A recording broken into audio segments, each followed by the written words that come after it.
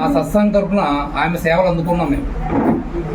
మా సత్సంగానికి మా అమ్మాయి వనజ ఎకో ఫ్రెండ్లీగా చాలా ఎనలేని సేవలు చేసింది.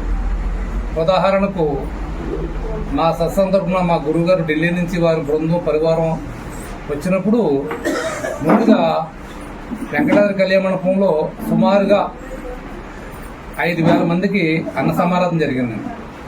ఈ అన్న సమారాధనలో మేము ఎప్పుడు మామూలుగానే ప్లాస్టిక్ బెబే కంచాలు, ఈ యొక్క పేపర్ కంచాలు ఇవన్నీ వాడుతుండేవాడు. అప్పుడు మా అమ్మాయి ఈ యొక్క ప్లాస్టిక్ రహిత సమాజం గురించి మాట్లాడుతూ మాకు కొంచెం అవగాహన కల్పించింది. మేము జరుగుతుందా అనుకున్నాం, కానీ ఆమె పట్టుదల అప్పటికే విస్తృత ప్రచారం చేస్తుంది. మాకు కొంచెమే తెలుసు.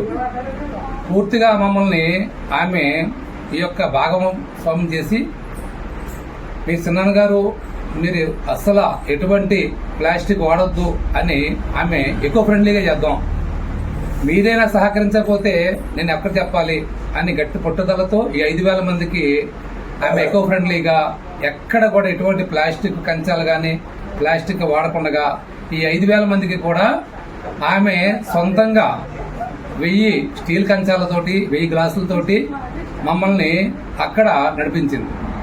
5,000 మందికి ఎలా అందుతాయని మేము సపరేట్గా కొంత ప్లేట్లు తెచ్చుకున్నాం, కానీ వాడకుండా పూర్తిగా 5,000 మందికి ఏ విధంగా అంటే తాను ప్రాసెసింగ్లో ఆ చిన్న కంచాలను వెంటనే మంచినీళ్ళతోటి 5 భాగాలుగా 5 డివిజన్లుగా 5 సెక్టార్లుగా విడదీసి కడగడం, మాకు అందివ్వడం.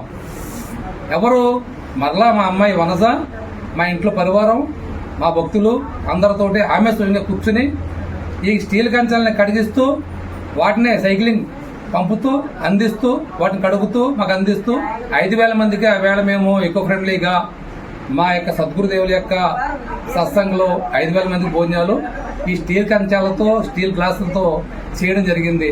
అది మాకు చాలా గొప్ప గర్వకారణం. అక్కడి నుంచి పట్టుకుని మేము చాలా చోట్ల మా గురుగారు సత్సంగ కార్యక్రమాల్లో తోకాడ, ఆశ్రమం, స్కూల్లో జరిగినటువంటి ఫంక్షన్లు అవుతానేమి అక్కడ సుమారుగా 4,000 మందికి పెట్టాం. తర్వాత సీతనార గ్రామంలో మేము 1000 మంది చేసాం. మా అమ్మగారు ఫంక్షన్లో కూడా చేసాం. ఇవన్నీ కూడా వనజ యొక్క ప్రోత్సాహకరంతో ఆమె పట్టుదలతో ఎకో ఫ్రెండ్లీ అంటే ఈ పర్యావరణ పరిరక్షణ దీని యొక్క భాగంగా అమ్మాయి చాలా కష్టపడింది.